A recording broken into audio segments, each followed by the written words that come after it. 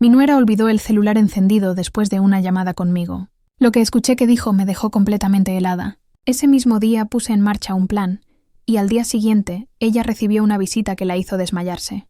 Qué bueno que estás aquí. Sigue mi historia hasta el final. Y dime desde qué ciudad me estás leyendo. Así podré ver hasta dónde ha llegado mi historia. Nunca me imaginé que mi vida iba a dar un vuelco tan grande por culpa de un teléfono olvidado en la mesa de la cocina. Era un martes por la tarde, aquí en mi casa de Morelia, en la colonia Félix Ireta, y acababa de colgar con Sofía para ver qué íbamos a hacer para la comida del domingo. Mi nuera me había llamado, como hacía casi todos los días, con esa vocecita dulce y preocupada que, la verdad, me calmaba mucho. «Elena, ¿cómo se siente hoy? ¿Ya se tomó sus medicinas?», me había preguntado con ese tono de mamá que se le había pegado en los últimos meses. Yo tengo 62 años. No soy ninguna viejita que no se puede mover, pero le agradecía que se preocupara. Después de todo, desde que mi esposo Rafael se me fue hace 3 años, Sofía y mi hijo Javier han sido mi único apoyo de verdad. La plática fue corta, de las de siempre. Hablamos del calor que estaba haciendo, de cómo a Javier le estaba pesando el estrés en su nuevo puesto en la fábrica de dulces, y de mi cita con el doctor que tenía para el viernes. Sofía siempre quería acompañarme a esas citas, y a mí se me hacía un gesto bonito, aunque a veces sentía que me cuidaba de más. Cuando colgué, me di cuenta de que Sofía había dejado su celular en mi mesa. No se me hizo raro. Siempre entraba a la carrera a la casa para esas visitas cortitas, y seguido se le olvidaban las cosas. Pensé en llevárselo de una vez, pero cuando ya iba para la puerta, el teléfono empezó a sonar. Mi primer pensamiento fue no contestar, pero cuando vi en la pantalla el nombre Dr. Soto, pensé que podía ser algo importante de la familia. Sofía me había dicho que Javier andaba con unas molestias. «Bueno», contesté con duda. «Sofía, soy yo», dijo una voz de hombre que no reconocí como la del doctor de mi hijo. «¿Cómo va todo con la vieja?». Me quedé tiesa. La voz sonaba muy en confianza, para nada la de un doctor. «Ah, disculpe, creo que se equivocó», empecé a decir. Pero el hombre siguió hablando antes de que pudiera colgar. «Espera, ¿no eres Sofía? Su teléfono dice que está prendido». Algo dentro de mí me dijo que me callara y escuchara. Me entró una sensación rara, como cuando sientes que algo malo va a pasar, pero no puedes evitar querer saber qué es. «No importa», siguió la voz. «Seguro está en el baño o algo. El punto es que tenemos que apurar esto. Los papeles del especialista en demencia ya están listos y ya tengo el contacto en la casa de reposo, el Atardecer Dorado. Dicen que nos pueden tener una cama para el próximo mes si llevamos todos los papeles del doctor». El corazón me empezó a latir tan fuerte que pensé que se iba a escuchar por el teléfono. Casa de reposo, demencia. ¿De qué demonios estaban hablando? «El problema», siguió el hombre, «es que la vieja todavía está muy despierta. Tienes que subirle la dosis de esas pastillas que te di, no tanto como para hacerle daño de verdad, solo para que se vea más confundida y olvidadiza cuando vaya con el doctor el viernes». Las manos me empezaron a temblar. Las pastillas. Sofía me había estado insistiendo en que me tomara unas vitaminas nuevas desde hace unas semanas, diciendo que eran especiales para la memoria y para darme energía. Hasta me las había puesto en un pastillero para que no se me olvidara tomármelas todos los días. «Una vez que la internemos», continuó la voz con una frialdad que me caló hasta los huesos, «podemos vender la casa sin problemas. Ya tengo un comprador interesado que puede pagar en efectivo, Sofía. 7 millones de pesos. Suficiente para que tú y yo empecemos esa vida nueva que hemos estado planeando. 7 millones, mi casa. La casa donde he vivido por 30 años, donde crié a Javier, donde cuidé a mi Rafael en su enfermedad hasta el final. Estaban planeando robarme mi casa, mi libertad, mi vida entera. Y no te preocupes por Javier», añadió la voz con una risa que me sonó al mismo diablo. «Cuando su mamá ya esté bien cuidada en el asilo, va a estar tan agradecido contigo por encargarte de todo. Nunca va a sospechar que fue un plan. Anda demasiado ocupado con su trabajo como para fijarse en los detalles». De repente la llamada se cortó. Me quedé ahí parada en mi cocina, con el teléfono de mi nuera en las manos, que no me dejaban de temblar. Todo lo que yo creía que era mi vida se había venido abajo en menos de 5 minutos. Sofía, la mujer que había consolado a mi Javier cuando perdimos a su papá, la que me ayudó a organizar el funeral y que estuvo a mi lado en los momentos más duros. La mujer en la que yo confiaba con los ojos cerrados estaba planeando destruirme. Me senté con todo mi peso en mi sillón favorito, el que está junto a la ventana, tratando de entender lo que acababa de oír. Las piezas del rompecabezas empezaron a unirse de una forma horrible y perfecta. Las vitaminas nuevas que insistía en que me tomara, su preocupación de todos los días por mi memoria, las citas médicas que había sacado sin preguntarme primero, su insistencia en acompañarme a todos lados. Por semanas, Sofía había estado apuntando cada pequeño olvido normal que cualquier persona de mi edad podría tener. Cuando se me perdían las llaves, ella lo anotaba. Cuando me confundía de día al despertarme, ella lo comentaba con cara de preocupación delante de Javier. Ahora entendía por qué me había estado sintiendo más confundida últimamente. No era la edad, eran las pastillas que ella me estaba dando. Me estaba drogando a propósito para inventar pruebas de que estaba perdiendo la cabeza. El sonido de la puerta de la calle abriéndose me sacó de mis pensamientos de terror. Sofía había vuelto por su teléfono. «Elena, ¿está bien?»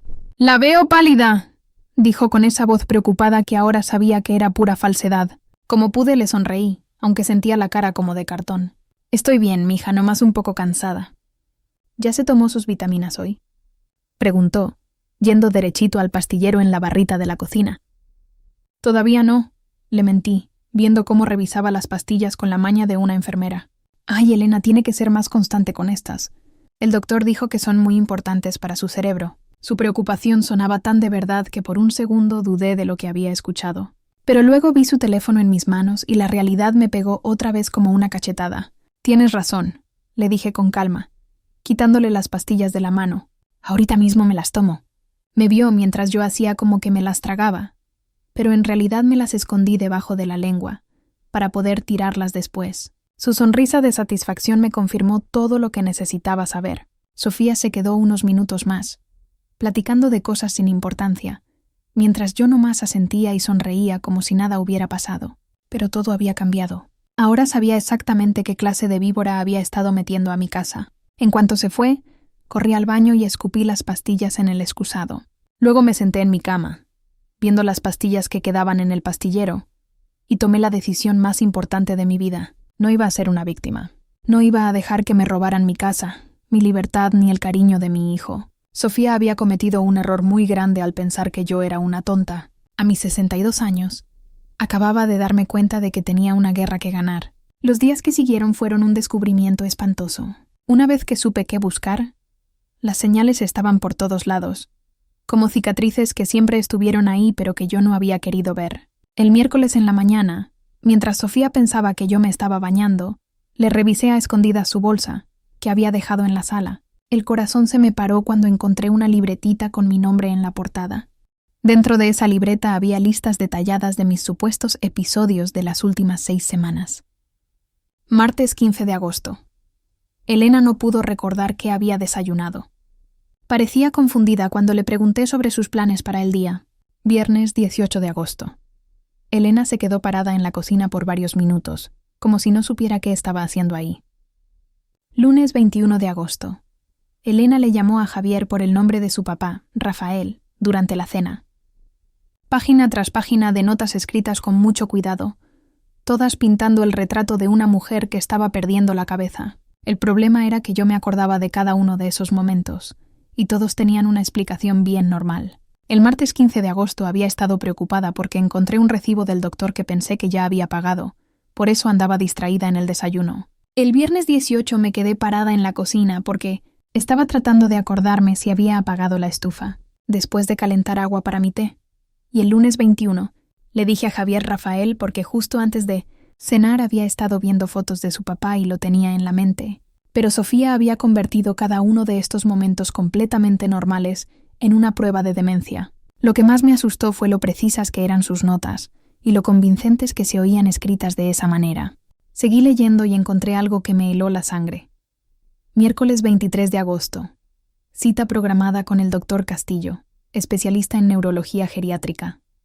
Elena no sabe de esta cita. Le diré que es su chequeo normal con su doctor de siempre. Doctor Castillo. Ese no era mi doctor. Mi doctor era el doctor Benítez, el que me había estado atendiendo por los últimos 10 años. Sofía había sacado citas con doctores que yo ni conocía, usando mi nombre y mi información médica. Rápido. Le saqué fotos a las páginas más importantes con mi celular, cuidando que no se viera el flash. Necesitaba pruebas de lo que estaba haciendo. Cuando Sofía volvió a la sala, yo ya estaba sentada en mi sillón, haciendo como que leía una revista.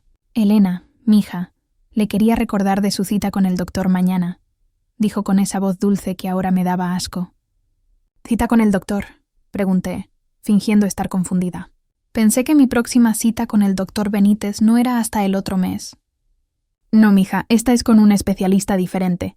El doctor Benítez pensó que sería bueno que viera a alguien que se especializa en los cambios de la edad. Su voz tenía ese tonito que se usa con los niños chiquitos. ¿Qué tipo de cambios?, pregunté manteniendo mi voz inocente. Solo unas cositas que hemos notado, su memoria, algunas confusiones pequeñas. Nada de qué preocuparse, pero es mejor tener cuidado. La forma en que dijo «hemos notado» me dio mucho coraje. Como si Javier hubiera estado metido en esto. Cuando yo sabía que él había andado hasta el cuello de trabajo como para darse cuenta de algo tan disimulado. ¿Javier está preocupado por mí?, le pregunté.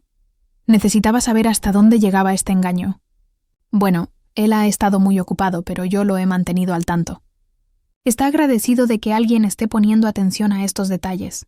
La sonrisa de Sofía no le llegaba a los ojos. Esa noche, después de que Sofía se fue, le llamé a Javier. Me latía fuerte el corazón mientras marcaba su número, sin saber qué iba a descubrir. «Hola, ma». Su voz se oía cansada pero cariñosa. «¿Cómo estás?» «Estoy bien, mijo. No más quería oír tu voz. ¿Has estado preocupado por mí últimamente?» Hubo un silencio. ¿Preocupado? No más de lo normal. ¿Por qué? Sofía mencionó que habías notado algunos cambios en mí. ¿Cambios, ma? La verdad, he estado tan metido en este proyecto nuevo que apenas he tenido tiempo de respirar. Sofía dice que has estado bien cuando le pregunto. ¿Hay algo que deba saber?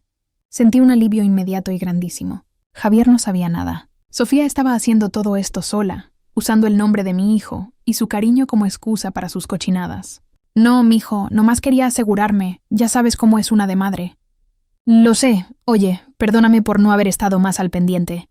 Este proyecto debe terminar en unas semanas y ya podremos pasar más tiempo juntos. Después de colgar me sentí aliviada y aterrorizada a la vez. Aliviada porque mi hijo no era parte de este plan, pero aterrorizada porque eso significaba que Sofía estaba haciendo todo esto sola, lo que la hacía todavía más peligrosa. El jueves en la mañana hice como que me tomaba mis vitaminas como siempre, pero esta vez las guardé con mucho cuidado en una bolsita de plástico. Necesitaba saber exactamente qué me había estado dando. Más tarde ese día, mientras Sofía estaba en el baño, le revisé rápido su bolsa otra vez. Esta vez encontré algo que me hizo temblar. Una carpeta de cartón llena de papeles médicos ya llenados. Los papeles eran para ingresar a la casa de reposo El Atardecer Dorado. Mi nombre, Elena Ramírez, estaba escrito arriba, junto con información médica que yo nunca había dado. En la sección de motivo de ingreso estaba marcada la casilla de demencia progresiva. Paciente requiere supervisión las 24 horas, decía en letras de molde. Había papeles de autorización médica que le daban a Sofía poder legal sobre mis decisiones de salud.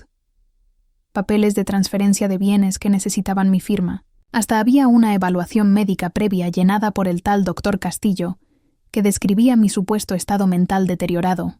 Todo estaba listo. Solo faltaba mi firma y la cita del viernes para que el diagnóstico fuera oficial. Con las manos temblorosas, le saqué foto a cada documento. Las pruebas eran demasiadas. Sofía no solo había estado planeando internarme, había estado construyendo un caso médico y legal completo durante semanas. Cuando regresó del baño, yo ya estaba sentada bien inocente en mi lugar, pero mi cabeza daba vueltas a 1000 por hora. «Elena, ¿está emocionada por la cita de mañana?», preguntó, y pude notar un poquito de nerviosismo en su voz que no le había notado antes. «Pues supongo que sí», le contesté, «aunque no estoy segura de por qué necesito ver a otro doctor. Es solo por precaución, mija, y después podemos platicar de algunas opciones para asegurarnos de que tenga el mejor cuidado posible». Opciones. La palabra sonaba tan inocente, pero ahora yo sabía exactamente qué tipo de opciones tenía en la cabeza. Esa noche, después de que se fue, me senté en mi cocina viendo las pastillas que había estado haciendo como que me tomaba, los documentos a los que les saqué foto y la libreta con las notas falsas. El tamaño de la traición era algo que no me cabía en la cabeza. Sofía había estado jugando un juego largo y bien pensado. Había estado construyendo un caso en mi contra, apuntando pruebas falsas, sacando citas médicas fraudulentas y preparando papeles legales para robarme mi libertad y mi casa. Pero había cometido un error grandísimo. Había subestimado a su víctima. Mañana iba a ir a esa cita con el doctor Castillo.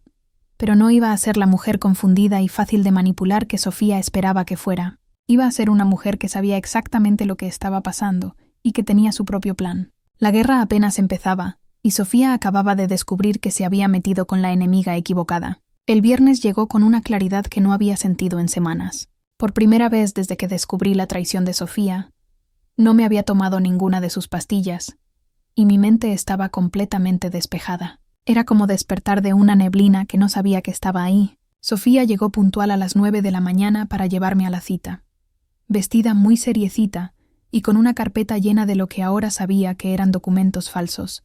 «¿Cómo se siente hoy, Elena?», me preguntó mientras me ayudaba a ponerme el abrigo. Su voz llena de esa preocupación falsa que ya había perfeccionado. Un poco nerviosa, le confesé, y no era mentira. Estaba nerviosa, pero no por las razones que ella pensaba. Durante el camino al consultorio del doctor Castillo, que estaba en un edificio de oficinas muy elegante por el centro, cerca de la Fuente de las Tarascas, Sofía me preparó con cuidado para lo que esperaba que fuera mi actuación final. «Acuérdese, Elena, el doctor le va a hacer algunas preguntas sobre su memoria. Nomás sea honesta sobre cómo se ha sentido confundida últimamente». «¿Confundida?», le pregunté fingiendo no estar segura. «Sí, mija, como cuando se le olvidó el nombre de su vecina la semana pasada o cuando no se acordaba dónde había puesto su medicina». Cada ejemplo que me daba era una mentira o una verdad a medias.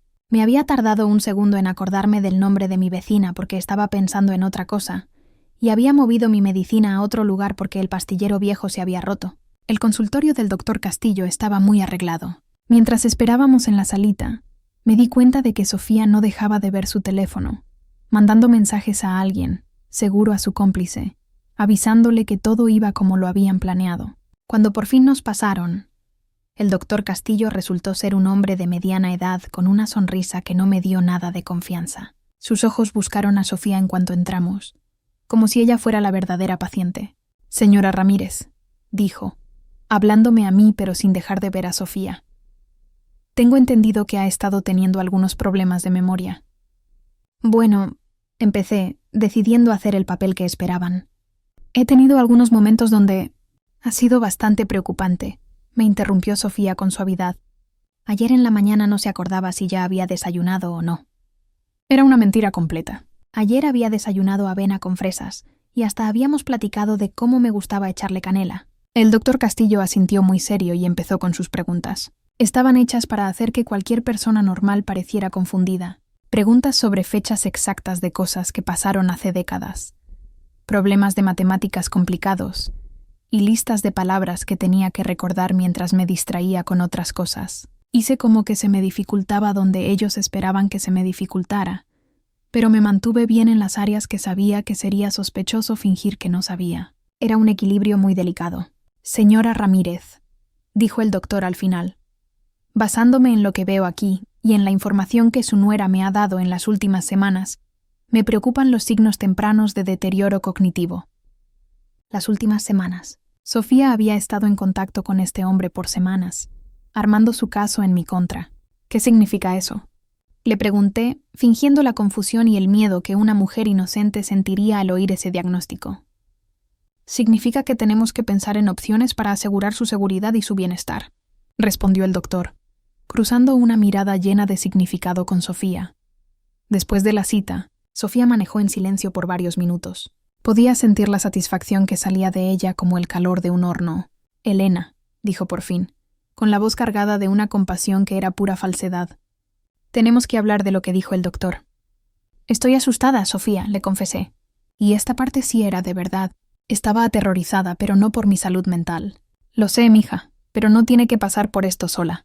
Javier y yo hemos estado platicando de opciones, y creemos que podría ser mejor para usted estar en un lugar donde la puedan cuidar como se debe». «¿Qué tipo de lugar?», le pregunté, aunque ya sabía la respuesta. «Un lugar bonito, donde va a tener enfermeras las 24 horas, actividades pensadas para gente como usted, y no va a tener que preocuparse por cosas como pagar recibos o mantener una casa». La forma en que dijo gente como usted me dieron ganas de gritarle, pero me aguanté. «¿Pero qué va a pasar con mi casa?», pregunté con la voz temblorosa que había aprendido a fingir. «Bueno, de eso nos podemos encargar Javier y yo.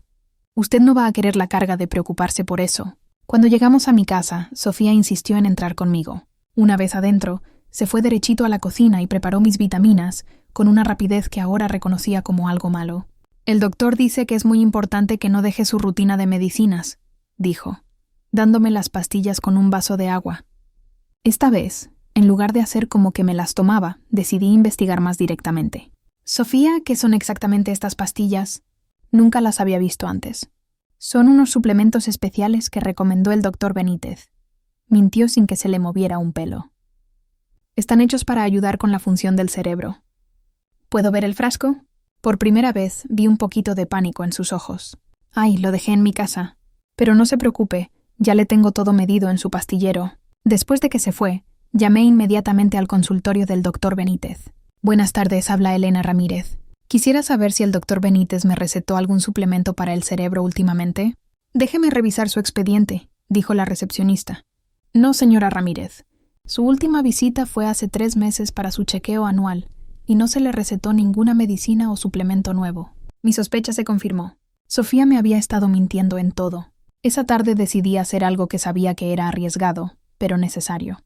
Llevé una de las pastillas que había estado guardando a una farmacia del ahorro del otro lado de la ciudad, por la calzada La Huerta, donde nadie me conocía.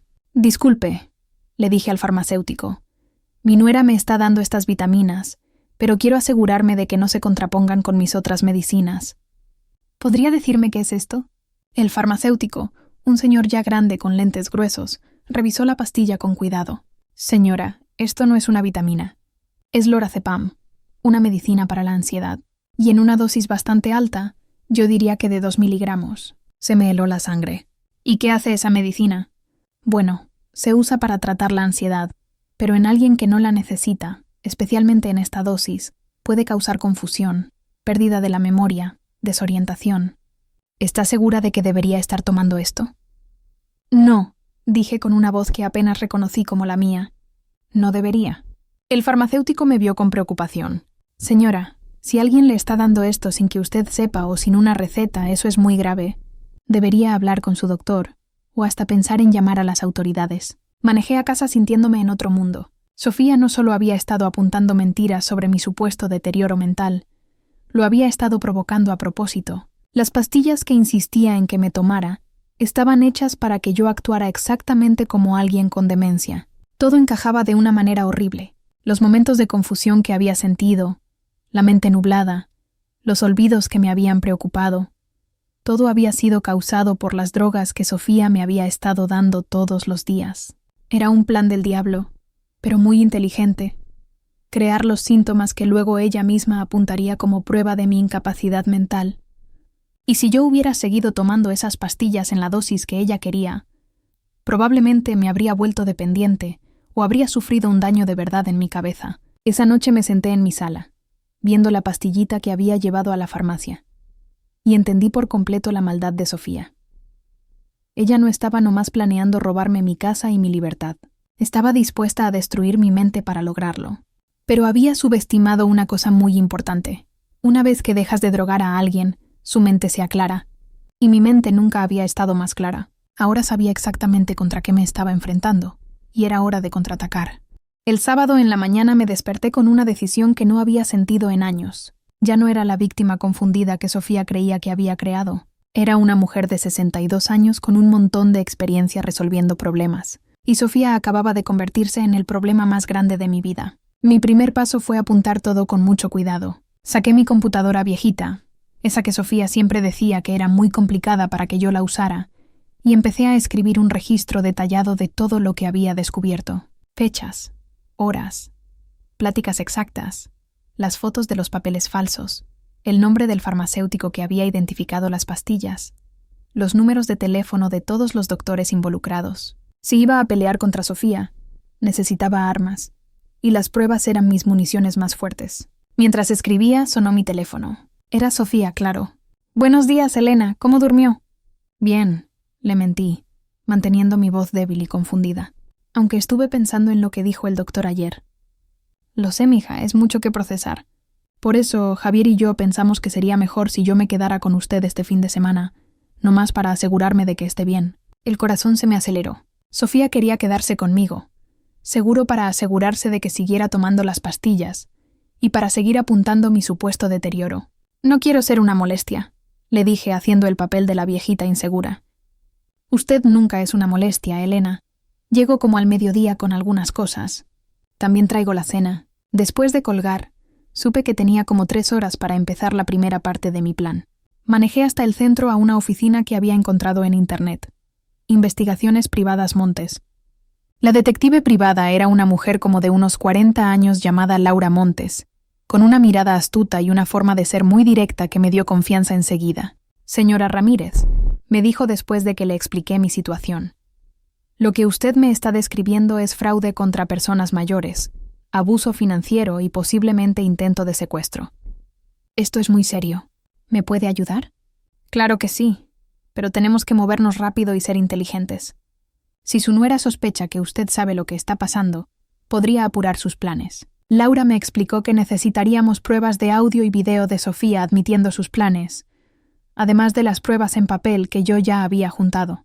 Le voy a dar unos aparatitos de grabación muy pequeños. Son casi invisibles y muy fáciles de usar. Su trabajo va a ser lograr que ella hable de sus planes, de preferencia cuando esté hablando con su cómplice. Me entregó un aparatito que parecía un botón de camisa, pero que en realidad era una cámara y grabadora de alta calidad. También voy a instalar unas cámaras escondidas en su casa hoy, mientras ella no está. ¿Tiene algún lugar donde pueda guardar las pastillas que le está dando? Necesitamos la prueba física de lo que contienen. Ya tengo algunas guardadas, le dije, sintiéndome como una espía de película. Perfecto. También voy a contactar a un abogado especialista en derecho de personas mayores. Va a necesitar protección legal de inmediato. Después de ver a Laura, fui a ver al abogado que me recomendó, el licenciado Vargas. Su oficina estaba en un edificio antiguo de la avenida Madero Poniente. Era un hombre mayor, de pelo canoso y con muy buena fama, según lo que leí en Internet. Señora Ramírez, dijo después de revisar todas mis pruebas. Lo que su nuera está haciendo son varios delitos graves. Fraude, falsificación de documentos médicos, administración de sustancias controladas sin autorización. ¿Qué puedo hacer para protegerme?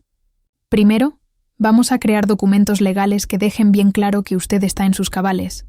Segundo, vamos a cambiar todos sus documentos importantes para quitarle cualquier acceso que le haya podido dar a su nuera. Tercero, vamos a preparar una orden de restricción para cuando sea el momento. ¿Y cuánto va a costar todo esto? Mis honorarios son de 3.000 pesos por hora, pero créame, esto vale cada centavo. Su casa vale 7 millones, según me dice. Estamos peleando por mucho más que dinero. Estamos peleando por su libertad. Regresé a casa justo a tiempo. Sofía llegó 5 minutos después de que terminé de esconder todas las cámaras que Laura había instalado rapidísimo mientras yo estaba con el abogado. «Hola, mija», dijo Sofía cargando una maletita y bolsas de comida. «Traje todo lo que necesitamos para un fin de semana tranquilo». Lo primero que hizo fue irse a la cocina a preparar mis vitaminas. Yo ya tenía prendido el aparatito de grabación en mi blusa. «Vamos a asegurarnos de que se tome sus medicinas a tiempo», dijo con esa voz dulce que ahora me daba escalofríos.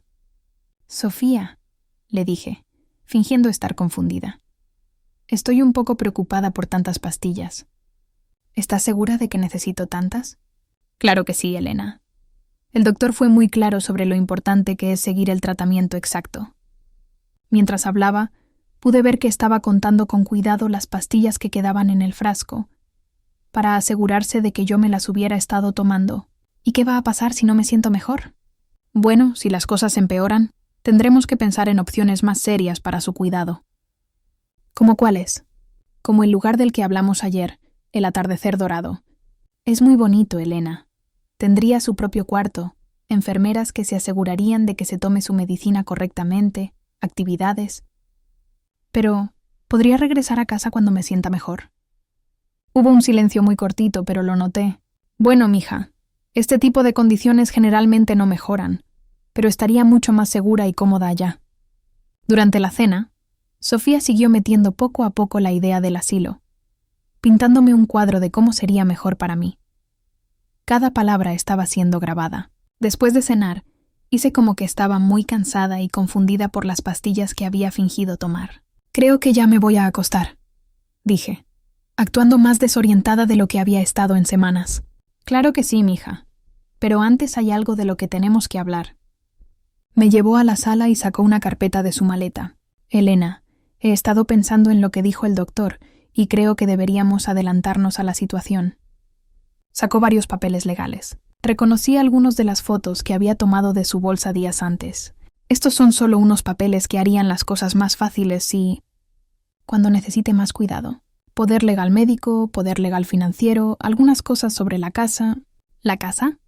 Me pregunté fingiendo estar más confundida. Solo son formalidades, mija, para asegurar que Javier y yo podamos tomar las mejores decisiones para usted. Me dio una pluma. Nomás necesito que me firme aquí, aquí y aquí. Vi los papeles, haciendo como que me costaba trabajo leer. En realidad, estaba memorizando cada detalle para el abogado. No estoy segura de entender todo esto, le dije. No necesita entenderlo, Elena. Nomás confía en mí. Solo quiero lo mejor para usted. Podemos esperar a que esté Javier. Me gustaría que él también lo viera. Vi un coraje rápido pasar por su cara. Javier está muy ocupado en el trabajo, mija. Él confía en que yo me encargue de estas cosas. ¿Pero es mi casa? Y siempre será suya, mintió con suavidad. Estos papeles solo me dan la autoridad para ayudarle a manejarla cuando usted no pueda hacerlo sola. No firmé nada esa noche, usando mi confusión fingida como excusa, pero había logrado que admitiera en la grabación que estaba tratando de obtener el control legal de mi casa y mi dinero sin que Javier estuviera presente. Cuando por fin me fui a mi cuarto, Sofía insistió en darme una pastilla para dormir. «Nomás para asegurar que descanse bien», dijo. Hice como que me la tomaba, pero la escupí en un pañuelo en cuanto salió de mi cuarto. Acostada en la oscuridad, escuché a Sofía hacer una llamada desde la sala. Su voz estaba bajita, pero las cámaras escondidas lo iban a captar todo. Sí, todo va perfecto. No firmó todavía, pero está mucho más confundida. A lo mejor necesitamos subirle la dosis. El lunes ya deberíamos poder. Sí, el comprador sigue interesado en los 7 millones. Cada palabra era otra prueba, otra pieza de su traición. Pero lo más importante era que ahora yo tenía un equipo. Una detective privada, un abogado, pruebas fuertes y un plan. Sofía había pasado semanas armando su caso en mi contra. Ahora era mi turno de armar el mío en contra de ella. La guerra había empezado oficialmente y yo pensaba ganarla. El domingo en la mañana desperté con una mezcla de nervios y decisión. Hoy sería el día en que Sofía cavaría su propia tumba, y yo me aseguraría de que fuera lo suficientemente profunda. Laura Montes, la detective, había llegado temprano, antes de que Sofía despertara, para revisar las grabaciones de la noche anterior y afinar nuestro plan. «Elena», me susurró mientras veíamos las grabaciones en mi celular. «Esto es oro puro. La tenemos admitiendo el fraude, la conspiración y el intento de tomar control de su propiedad. Pero necesitamos el golpe final». «¿Qué quieres decir?» «Necesitamos que admita toda la operación completa, incluyendo las drogas, el plan del asilo y quién es su cómplice». «¿Crees que puedas hacer que le llame a su socio mientras tú estás presente?» «Puedo intentarlo». Laura me enseñó un aparatito. Este es un transmisor. Si las cosas se ponen peligrosas, aprieta este botón y estaré aquí en menos de 5 minutos. ¿Entendido? Asentí, sintiendo el peso de lo que estaba a punto de hacer. Cuando Sofía se despertó, parecía estar de mejor humor. Seguramente pensaba que ya estaba cerca de lograr su objetivo. «Buenos días, mija», dijo, yendo derechito a preparar mis pastillas. «¿Cómo durmió?» «Muy confundida», le mentí, sobándome la cabeza como si me doliera. «Sigo pensando en esos papeles de anoche. Todo me da vueltas. Por eso mismo necesita ayuda con estas decisiones», dijo con satisfacción. Su mente ya no puede con estas cosas complicadas. Después del desayuno, decidí poner en marcha mi plan. «Sofía», le dije, actuando como si me acabara de acordar de algo importante. «Ayer se me olvidó decirte algo. Mi vecina Margarita vino mientras no estabas y me dijo algo raro». «¿Qué le dijo?», preguntó, y pude ver que se puso alerta enseguida. Dijo que vio a un hombre revisando mi casa desde la calle, tomando fotos. Dijo que parecía un valuador o algo así. ¿Tú sabes algo de eso?» Vi el pánico en su cara por una milésima de segundo antes de que se compusiera. «Ah, eso, bueno, sí, mija. Pedí que alguien viniera a hacer una evaluación de la propiedad, solo como precaución, para saber el valor actual de su casa para cosas del seguro». «Cosas del seguro». «Sí, y también para la planeación de la herencia que tendremos que hacer pronto». La estaba acorralando y se le notaba que estaba incómoda. Era hora de apretar más. «Sofía, estoy muy confundida con todo esto. ¿Podrías llamarle a Javier? Creo que necesito hablar con él sobre todas estas decisiones». «Elena, ya le dije que Javier está muy ocupado». «Pero es mi hijo», insistí. dejando que mi voz sonara un poco más fuerte, como una viejita confundida que se está alterando. Quiero que él esté metido en las decisiones sobre mi casa. Está bien, dijo rápido queriendo calmarme. Déjame hacer una llamada rápida para arreglar unas cosas y luego le llamamos a Javier juntas. Perfecto. Exactamente lo que esperaba. Voy a hacer la llamada desde el patio, dijo, para que tenga un poco de tranquilidad. Pero yo sabía que las cámaras escondidas lo iban a captar todo, hasta en el patio. La vi por la ventana mientras marcaba un número. Se veía tensa, nerviosa. «¿Tenemos un problema?», la escuché decir cuando las cámaras captaron su voz. «La vieja está pidiendo hablar con Javier y Margarita vio al valuador». «Sí, ya sé que dijiste que fuera discreto». Se paró de caminar y bajó más la voz. Pero los aparatos de Laura eran de muy buena calidad. No podemos esperar más. Tenemos que apurar todo. El lunes me la tengo que llevar al asilo. Con o sin los papeles firmados. ¿Cómo que puede ser peligroso? Pues auméntale la dosis entonces. Necesita estar completamente confundida para el lunes en la mañana. Se me heló la sangre. Estaba hablando de aumentar la dosis de las drogas que me había estado dando. Los 7 millones no nos van a esperar para siempre, Ricardo. El comprador dijo que tiene otras casas que está viendo. Sí, ya sé que necesitamos la firma. Pero si nos la llevamos al asilo primero, podemos decir que firmó los papeles antes de que su condición empeorara. Ricardo. Ahora tenía el nombre de su cómplice. ¿Cómo que alguien podría estar investigando? Nadie sospecha nada. La vieja se ha estado tomando las pastillas como un relojito, y Javier no sabe absolutamente nada. Siguió hablando por varios minutos más, y cada palabra era más incriminatoria que la anterior. Habló de cómo habían falsificado los papeles médicos, cómo habían encontrado al doctor Castillo, que estaba dispuesto a firmar lo que fuera por el precio correcto, y cómo planeaban repartirse el dinero de la venta de mi casa.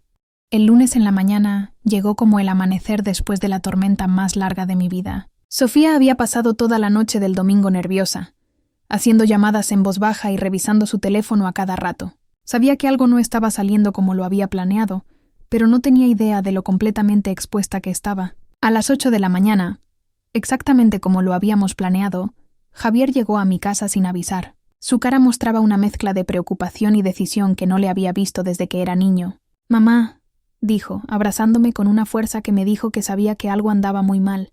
«Tenemos que hablar». Sofía apareció desde la cocina, sorprendida por su llegada. «Javier, mi amor, ¿qué haces aquí tan temprano? Pensé que tenías esa junta importante». «Cancelé todas mis juntas», dijo seco. Después de nuestra plática de ayer, decidí que necesitaba entender exactamente qué está pasando con la salud de mi mamá. Vi a Sofía tragar saliva. «Claro, es solo que mamá...» Javier se dirigió directamente a mí. «Quiero que me cuentes todo, desde el principio. Cada cita médica, cada medicina nueva, cada plática sobre tu salud. Todo». Era el momento que había estado esperando. Con las cámaras grabando cada segundo y Javier finalmente poniendo atención, era la hora de la verdad. «Hijo», empecé, y mi voz era más clara y fuerte de lo que había sido en semanas. «Hay algunas cosas que necesitas saber». Vi los ojos de Sofía llenarse de pánico de verdad cuando se dio cuenta de que mi confusión fingida se había esfumado. «Elena», dijo rápido, «no queremos preocupar a Javier sin necesidad». «No», dije con firmeza. «Javier tiene derecho a saber la verdad». Durante la siguiente hora, le conté todo a Javier. La llamada que escuché por accidente, las pastillas que no eran vitaminas, los papeles falsos, las citas con doctores que yo nunca escogí, y todo el plan para meterme a un asilo y vender mi casa. Javier escuchó en silencio, cada vez más horrorizado. Su mirada iba de mi cara a la de Sofía, que se había puesto blanca como el papel. «¿Es esto cierto?», ni le preguntó finalmente a Sofía, su voz peligrosamente calmada. «Javier, tu mamá ha estado muy confundida.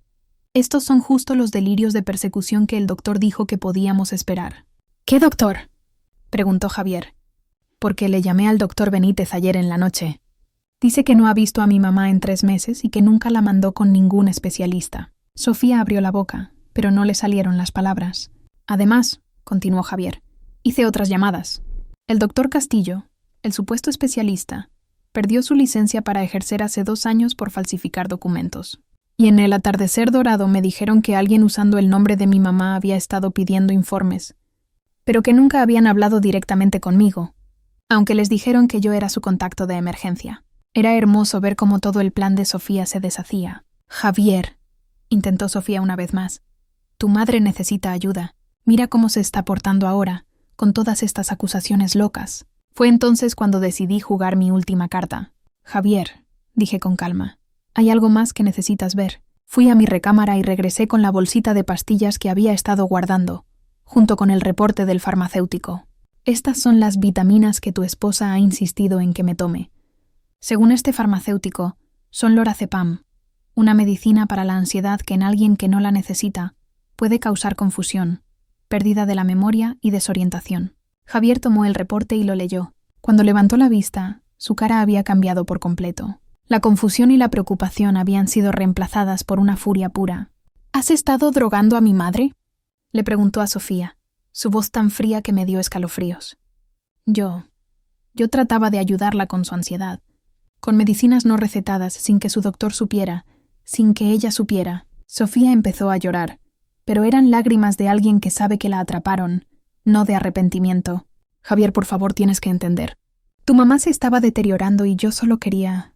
«¿Querías qué? ¿Apurar el proceso?». En ese momento sonó el timbre. Era Laura Montes, la detective, llegando justo a tiempo. «Señora Ramírez», dijo Laura cuando la hice pasar, «tengo los resultados de nuestra investigación». Javier me miró confundido. «¿Investigación?».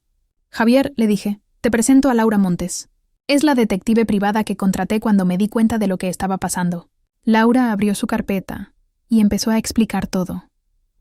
Las grabaciones de Sofía admitiendo el plan, las fotos de los papeles falsos, las pruebas de las pastillas y, lo más contundente, las grabaciones de las llamadas con Ricardo, su cómplice. «¿Ricardo?», preguntó Javier.